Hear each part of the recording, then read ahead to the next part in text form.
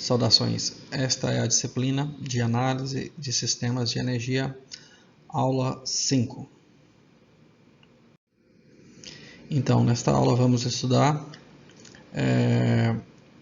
linha de transmissão ou linhas de transmissão. Vamos fazer uma breve introdução, vamos falar de 3 tópicos principais, que é a impedância de sequência positiva da linha de transmissão, impedância de sequência negativa da linha de transmissão e impedância de sequência zero da linha de transmissão. Então, a linha de transmissão é o elemento do sistema elétrico que transporta toda a energia gerada nas usinas até o ponto de consumo. Como eventualmente já falei em alguma outra aula ou em alguma outra disciplina, a modalidade de energia elétrica, ou dentre as modalidades de energia, a energia elétrica é a mais versátil de todas, né? Por quê? Porque ela viaja na velocidade praticamente da luz, então é muito versátil para o transporte de energia. E além disso, né, não ocupa as estradas, não geram ou causam acidentes nas estradas, né? Podem causar outros acidentes, mas muito mais raro. Então, o ideal ou o melhor seria uma política, né, governamental e das empresas de converter as outras formas de energia, transmiti-la as outras energias na forma elétrica, em energia elétrica, e depois reconverter em outras modalidades conforme a conveniência. Essa seria uma luta interessante. O gerador síncrono e o transformador elétricos são compactos em relação à dimensão do sistema elétrico.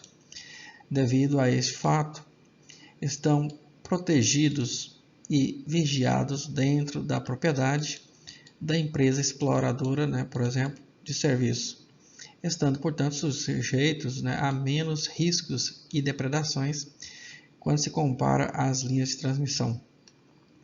Já a linha de transmissão de energia, né, elétrica, cobrindo extensivamente todo o sistema ou todo o território nacional, né, fica exposta a toda a sorte de riscos. Esses riscos são provenientes de condições isoladas ou combinadas, que podem ser, por exemplo, menor confiabilidade devido à grande quantidade de elementos que compõem a linha de transmissão, intempéries climáticas, né, descargas atmosféricas, ventos, poluição industrial, né, neve, entre outros problemas que uma linha pode enfrentar. Ou, por exemplo, pode enfrentar animais, podem ter acesso aos cabos, né, ou às torres, umidade excessiva, salinidade em regiões próximas ao mar, costeiras, né, queimadas, né, temperaturas elevadas, por exemplo, podem serem, né, atingidas por árvores, galhos. As árvores podem crescer à altura, né, e chegar à altura da linha de transmissão. Atos de vandalismo de toda sorte, entre outros problemas que a linha ou as linhas de transmissão são, né, expostas. Portanto, é a linha de transmissão o elemento mais vulnerável do sistema elétrico. Os curtos-circuitos ocorrem principalmente devido aos defeitos na linha de transmissão. Outra característica da linha de transmissão é o fato de ter uma impedância alta, sendo, portanto, a grande limitadora da corrente de curto-circuito. Esta característica é a mais acentuada quando o defeito ocorre longe do gerador síncrono, que é os casos das redes do sistema de distribuição de energia. Ou seja, geralmente o sistema de distribuição de energia, as tensões são menores, né, do que nas tensões de transmissão de energia, onde as tensões são elevadas, né? A impedância da linha, né, de transmissão fica predominantemente indutiva com o aumento do nível de tensão. Portanto, o ângulo de defasagem da corrente de curto-circuito varia com o nível de tensão. Tanto é que na primeira aula, né, ou na segunda aula, vimos que para ser considerada uma linha longa, curta ou média, né, é uma função do nível de tensão, como vimos. Devido à impedância da linha de transmissão, as correntes de curto-circuito têm ângulos de defasagem entre 20 graus e 85 graus, dependendo do nível de tensão. As defasagens típicas das correntes de curto-circuito são 20 graus até 45 graus em linhas de transmissão de 7.200 até 32.000 volts. De 45 graus a 75 graus em linhas de transmissão de 23 a 69 ou 69 kV. 60 graus a 80 graus em linhas de transmissão de 69 a 230 kV. 75 graus a 85 graus geralmente são os ângulos de defasagem encontrados em linhas de transmissão com tensões maiores do que 230 kV. Nos estudos de curto-circuito, deve-se conhecer as impedâncias de sequência da linha de transmissão.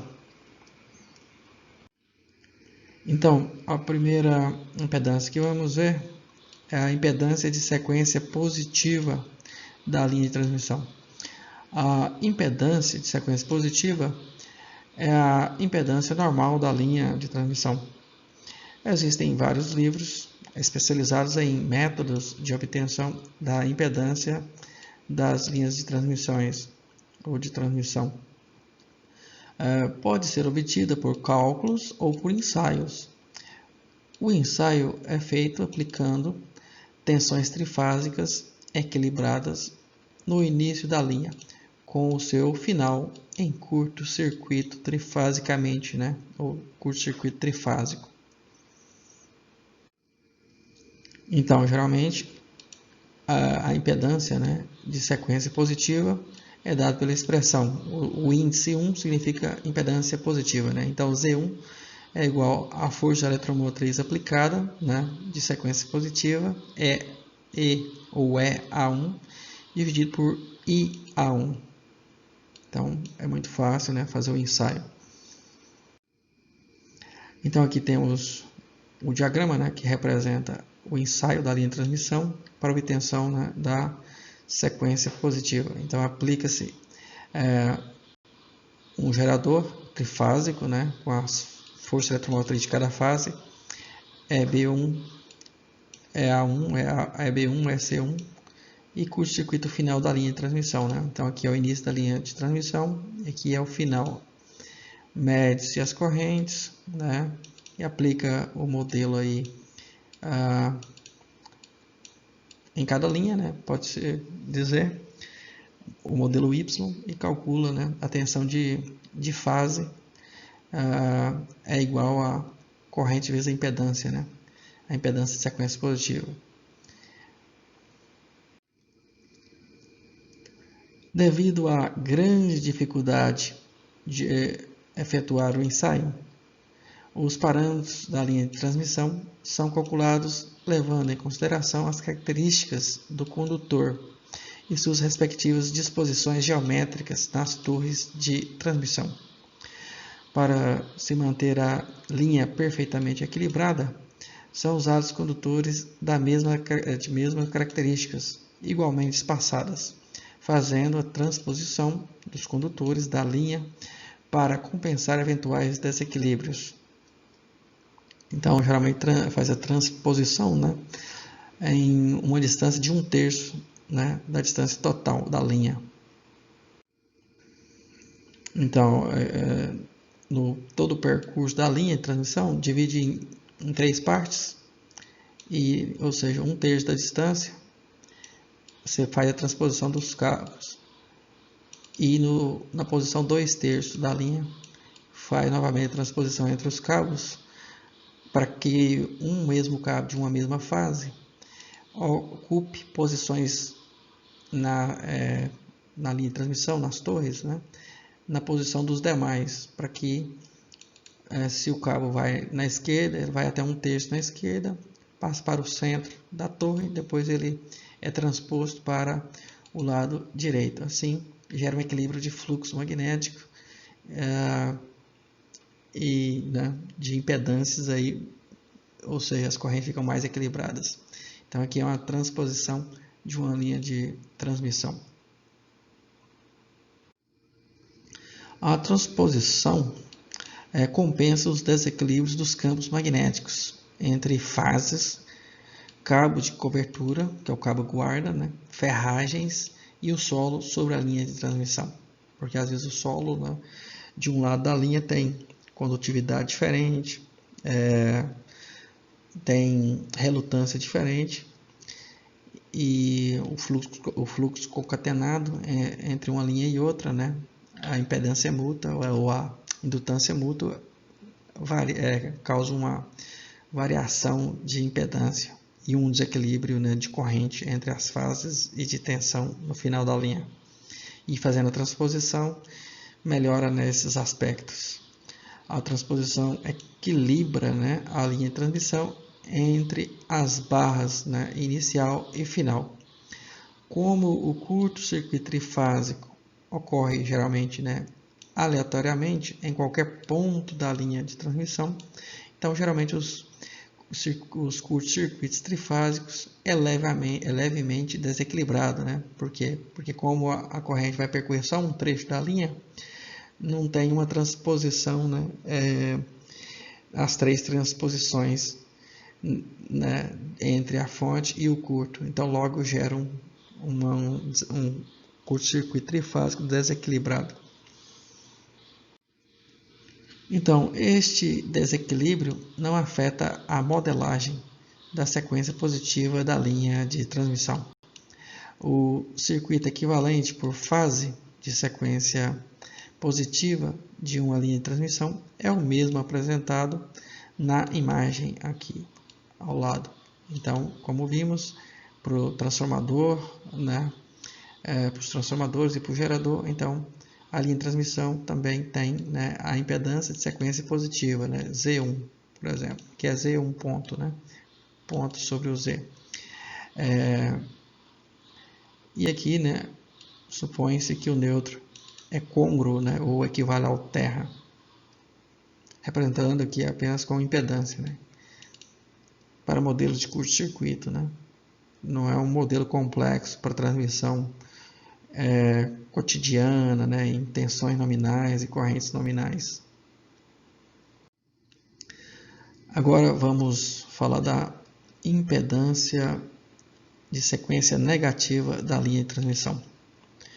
Como a linha de transmissão é o elemento estático, né, é um elemento estático do sistema de energia elétrica, a sua performance ou seu desempenho não se altera com a sequência de fases de energização, e o seu funcionamento é idêntico para qualquer sequência de fase balanceada.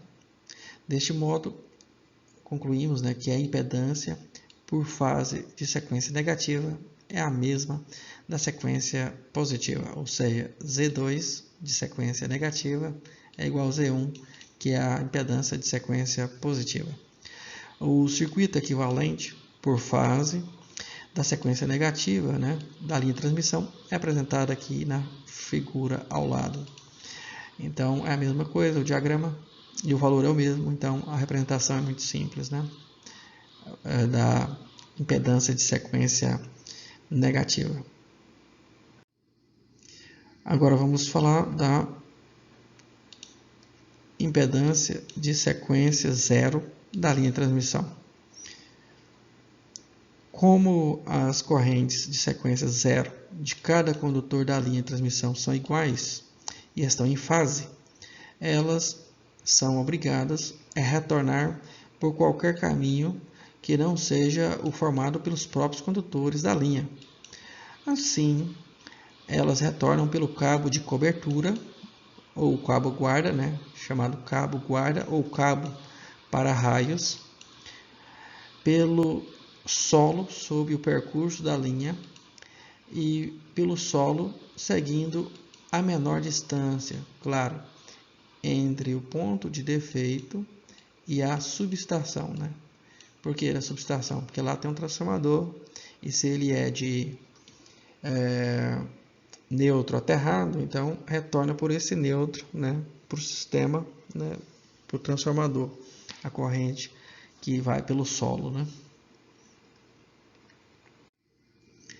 Se a rede for de distribuição, a corrente de sequência zero retorna pelo solo, ou, se for o caso, pelo cabo neutro.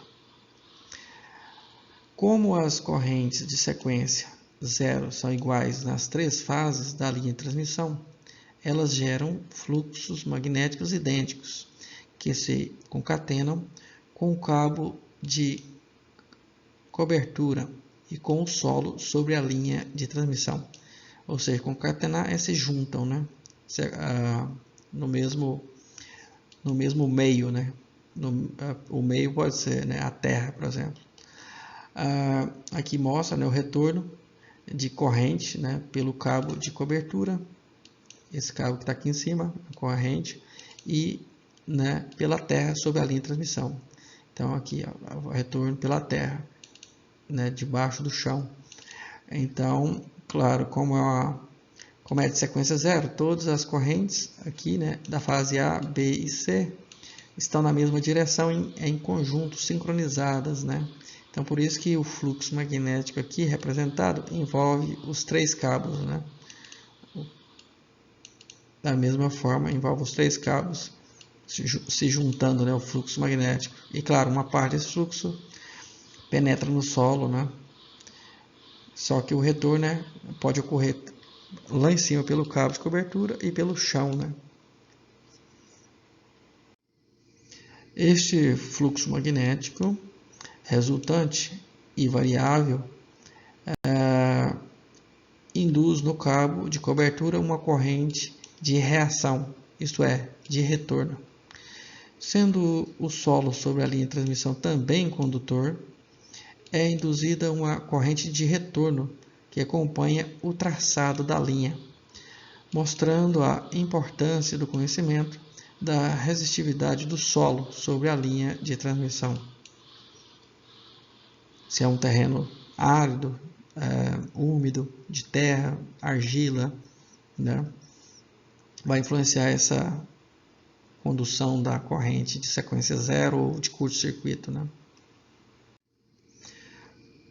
Como a linha é longa e percorre terrenos com características distintas, uma resistividade média e representativa destes solos deve ser obtida. Nem todo o fluxo magnético das três correntes de sequência zero da linha de transmissão se concatena com o solo. Portanto, uma parcela de corrente de sequência zero fica liberada e retorna pelo solo, seguindo a menor distância do ponto de defeito à subestação. Assim, esquematicamente, a corrente de sequência zero dos três condutores da linha de transmissão retorna por vários caminhos para fechar o circuito elétrico.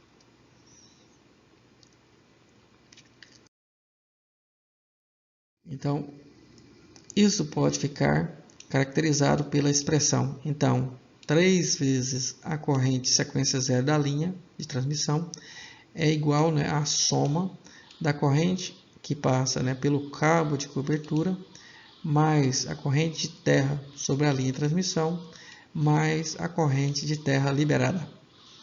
Os diversos caminhos percorridos pelas correntes sequência zero podem ser vistos aqui na imagem ao lado.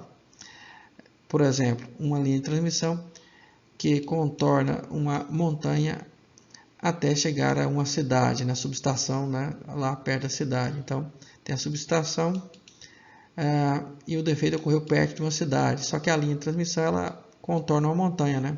Por quê? Porque às vezes não dá para atravessar a montanha, construir a linha de transmissão por cima da montanha, né? Vamos ampliar essa imagem.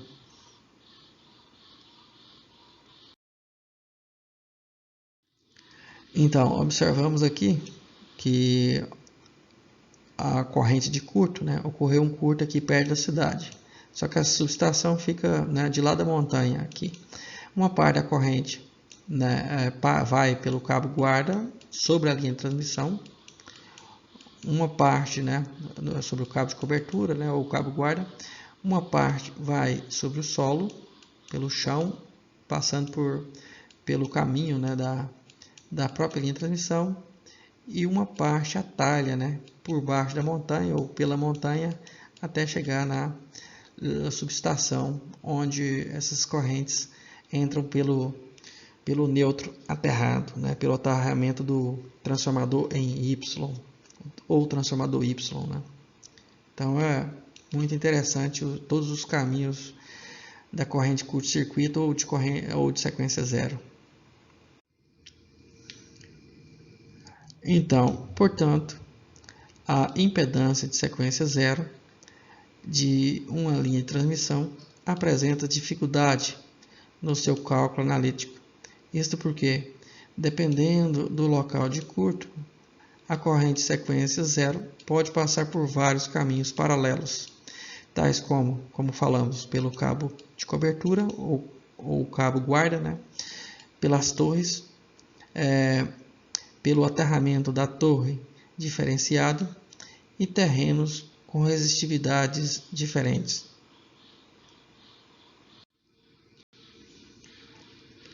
Então, a determinação analítica da impedância de sequência zero pode ser efetuada segundo a proposta apresentada por John R. Carson na sua publicação indicada na referência aqui abaixo. Então, J. R. Carson, Wave Propagation in Overhead Wires with Ground Return Bell System, Tech J, New York. Então, há tanto tempo atrás, né, desde 1926, já se tem, né, estudos para essa propagação, né, no cabo guia, o cabo guarda, né, uma parte da propagação dessa corrente através deles, né, por retorno pela Terra. Nesta referência, mostra que a impedância é a função da resistividade média do solo sobre a linha, da altura média da linha em relação ao solo, da frequência elétrica do sistema de energia, pode ser 60 Hz, 50 Hz, né? E das características do condutor da linha de transmissão. A impedância de sequência zero pode também ser levantada, né, ou obtida por meio de medições, executando o esquema apresentado, igual fizemos para, né, o ensaio dos transformadores, é feito da mesma forma, né? Então, se conecta uma fonte aqui para o ensaio, com a força eletromotriz E, e curto-circuita o início, né, ou as barras, né, das três fases no ponto de entrada da linha, ou ponto inicial, e curto-circuita no final e faz o aterramento, né, e aplica essa tensão. Então, ao se aplicar essa tensão, as correntes vão ser injetadas no solo e vão retornar para o ponto de aterramento da fonte usada no ensaio. Então, essa impedância de sequência zero é simplesmente a tensão, né, E dividido pela corrente I0, que é a corrente de sequência zero. Essa é a impedância de sequência zero. Com este teste, simula-se ou se simula, né, a sequência zero e o valor da impedância de sequência zero é dado, né, como vimos, por Z0 é igual a E dividido por I0, que é a corrente de sequência zero.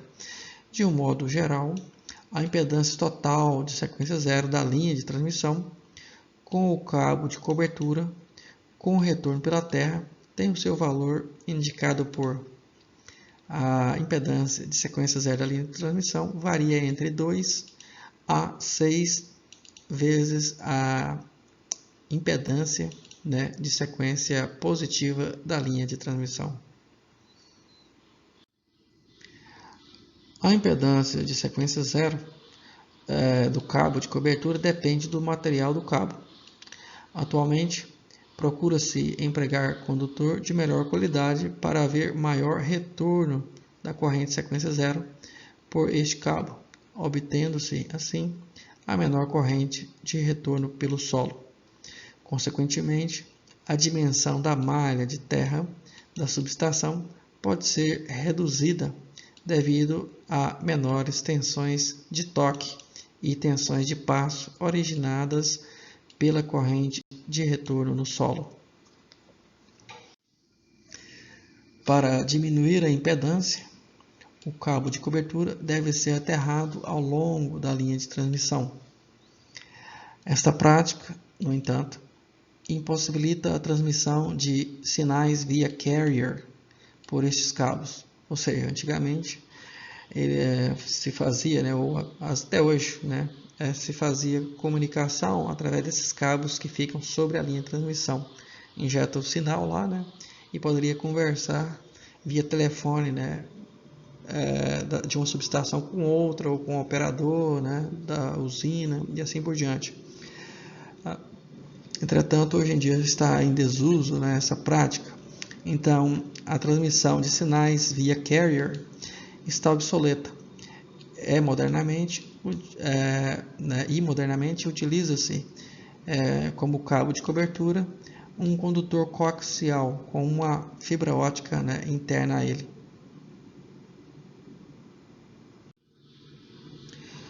O cabo metálico conduz a corrente de retorno do curto-circuito ou corrente de surto de indução ou descarga atmosférica, sendo o fio de fibra ótica usado, né, para a transmissão de sinais de telefonia ou de medições de níveis de tensão, corrente e outras medições, controle e proteção.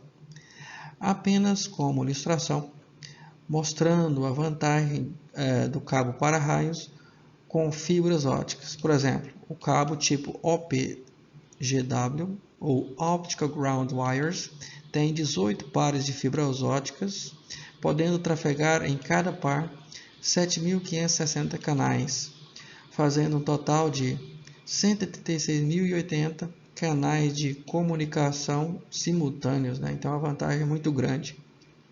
Então, isso aí é tudo que temos para falar sobre linhas de transmissão.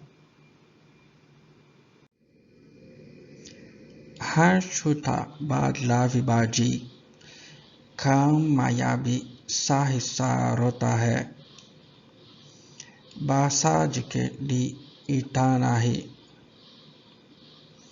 Chedone Anjong Bila Kuge Haya